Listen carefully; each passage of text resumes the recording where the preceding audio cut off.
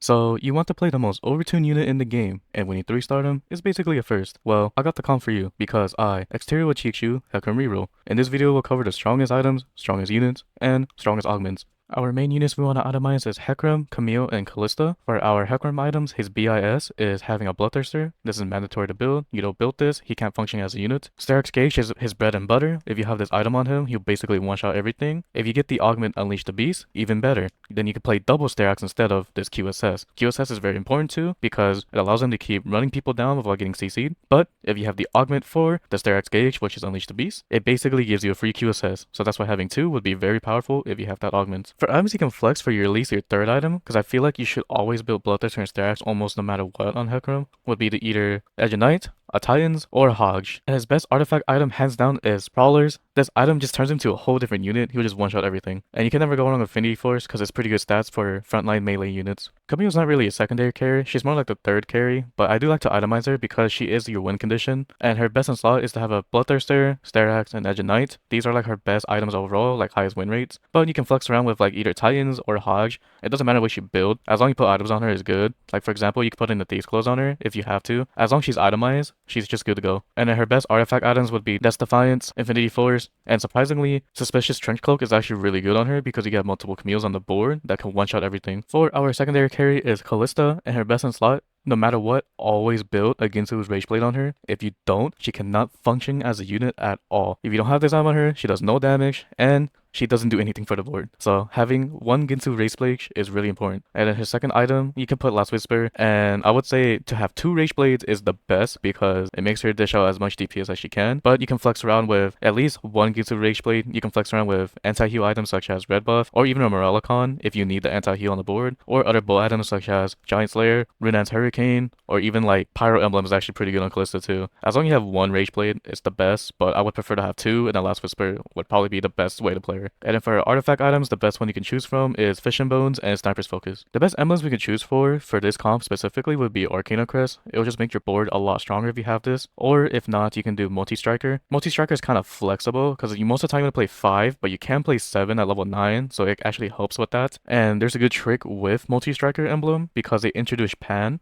You can also put a bow to make a multi-striker emblem. But if you don't have a pan, you have a spatula instead. If you reforge it, it turns it into a pan, so you can get that multi-striker emblem either way. So this is a good mechanic to learn for almost like any other emblems, because it also works vice versa. If you want to reforge a pan, it will turn into a spatula. If you want to support this type of content so we can keep making more of it, consider hitting that like button and subscribe so we can keep this channel flourishing. Now back to the video. For our units, I have 3 examples for you can choose from. For your openers, you don't have to follow this exactly, like you can do any other openers if you want. I would say these are like the best and strong ones to play, but you can't really do this every game, right? So it just depends on your situation. For our first example, we have Jax as the Hecarim item holder, and most of the times you want to slam either a Bloodthirster or Sterak's, so you just put it on Jax. And Ashe will be our Callista item holder. Since we're playing a lot of AD, I would recommend slamming a Last Whisper, and you just throw it on Ashe because it's very good on her. Since these two are multi-striker units, having a Kali would fit having 3, or you could play the other strongest opener, which is having like Eldritch with Ashe, Elise, and Nyla. And depending on who you get first, for example, say you can't find a Jax but you have a Nyla, then just put the Hecarim items on Nyla. Or if, for example, you have a Jace 2 instead, then you can put the Hecarim items on Jace instead. It's just whatever you find first, basically. So this is like the Eldritch opener style, and then you just place in like units to fill in the gaps. So if you need multi-striker, just fill in it with multi-strikers. If you can't find a Kali, Kassadin is okay too, but a Kali works well with this comp because you have Nyla that's also a warrior with a Kali. Example 2, another opener we can do is if you start with Hecarim with one way, shape, or form, then you just put the Hecarim items on him, obviously, right? And then you have Ashe as the Callista item holder and just play like full multi-striker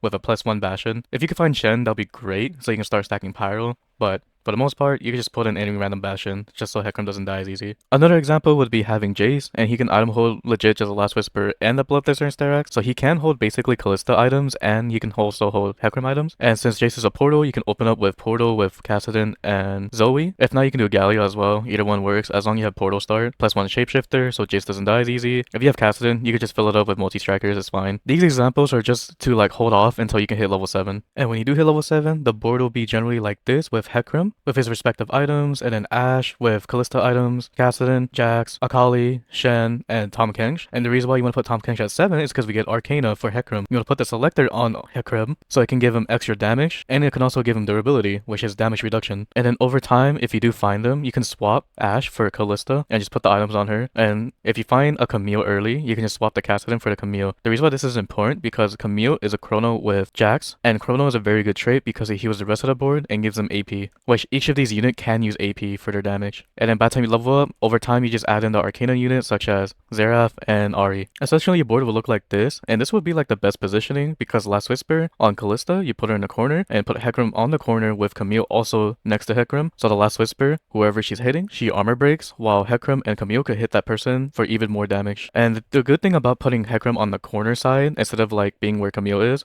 because you kind of want him to take damage a little bit so his Therax can proc and then he can heal off of his Bloodthirster. And here for example, if you have like multi-striker emblem, then you can just take out Ahri and then play for one more multi-striker. So you can have 7 multi-striker at 9. I would say do it at that level because if you do it at 8, you're kind of griefing your board a little bit since you need at least 3 Arcana to do extra damage. Because the more Arcana you have for Hecarim Selector, the more you can just like destroy everyone in the game. And then if you have an Arcana emblem, you can just throw it on anyone. It doesn't even matter. But the best multi-striker emblem holder would probably be Shen. If not, you could throw it on Xerath, is good too. And for the first item slams, I would recommend just building Bloodthirster, Therax, Last Whisper, or even Thieves Claws if you want to tempo quicker that way. The best augments we could choose for is Unleash the Beast. If you see this augment, just click it and always take it no matter what. This augment is just super broken for Hecarim, and it'll make you like have 2 more high replacements if you just pick this augment for him. Multi-Striker Crest can help you put in more Arcanas in, and Press the Attack is a very powerful multi-striker augment. Potable Forge is pretty decent since you get pretty strong items for your board. Speaking of items, you have my sword because you need a lot of swords. Big Grab Bag is always a good meta one. If you want to finish off 3 stars, Hero Grab Bag. Team Building, or even Pandora's Bench is very good on Hecarim. Rejuvenation Flow helps you a lot because you're most likely frontlining everything. Find Your Center is very powerful for Hecarim, so instead of putting him in the corner position, you have to put him in the center so you can get that extra stats. And since everything's got kind of touching each other,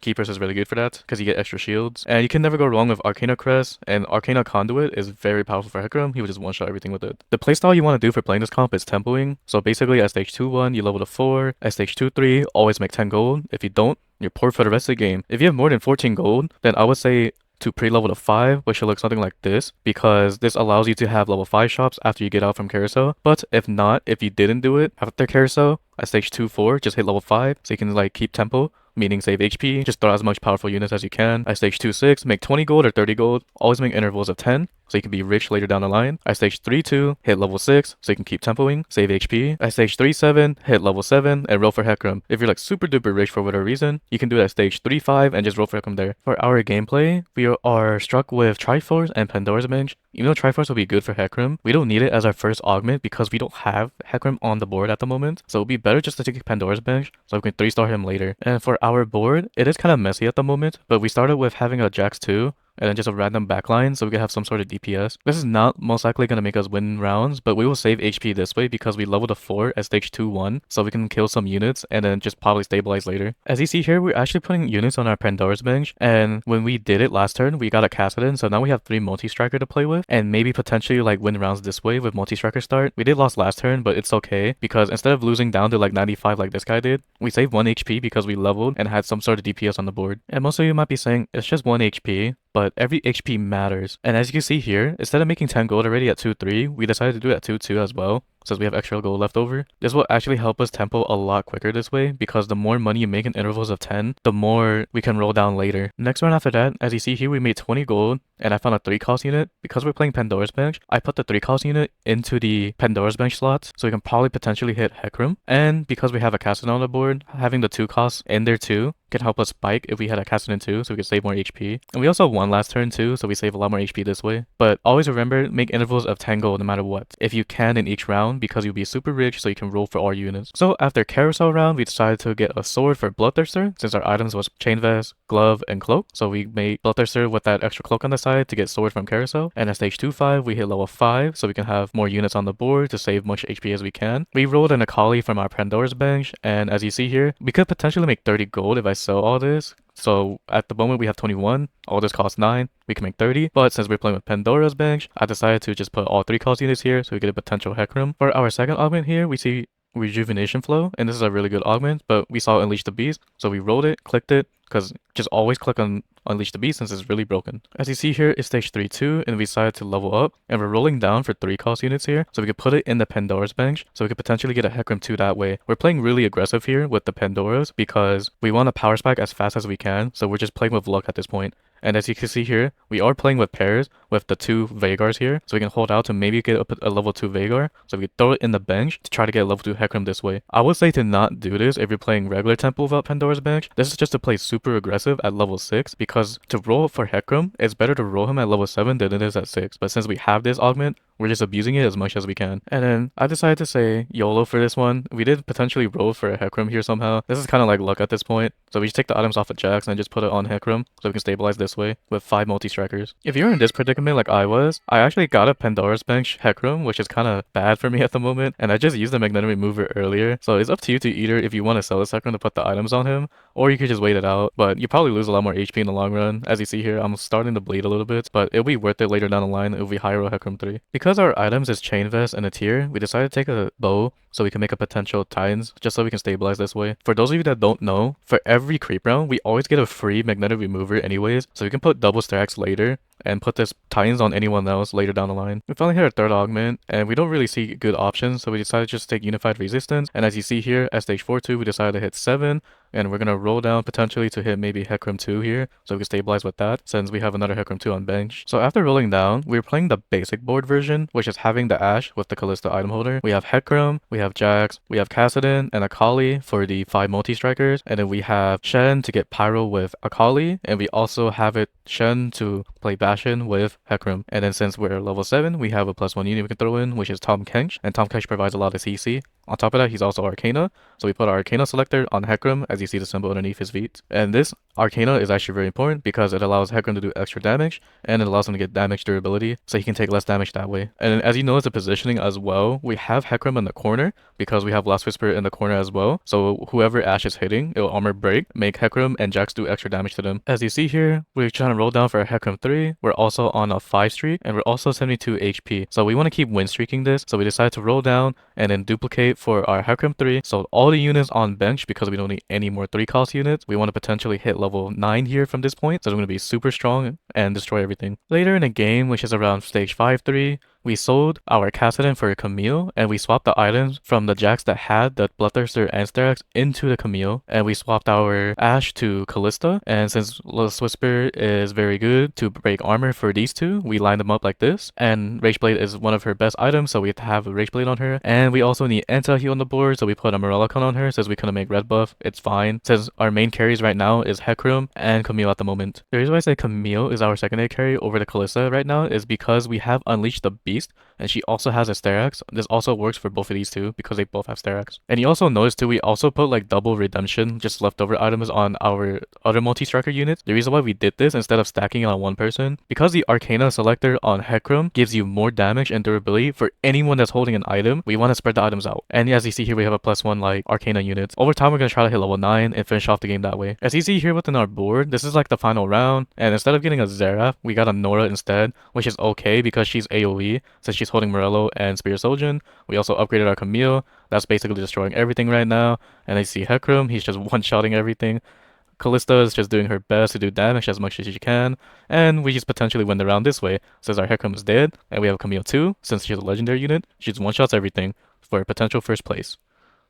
And that's it for my Hecarim Reroll guide. If you have any questions, just let me know in the comment section down below. I'll try to answer to the best of my capabilities. Until then, I'll see you guys later.